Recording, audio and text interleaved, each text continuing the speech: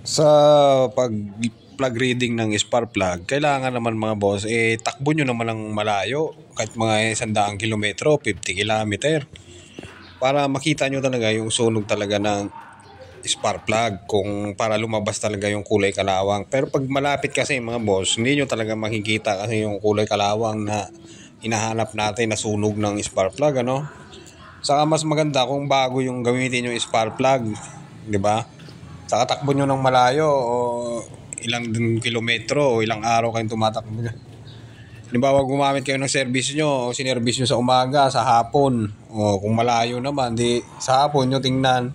Pag uwi nyo, at least malayo-layo yung na biyahe nyo para makita nyo talaga yung sunog kalawang na hinahanap natin.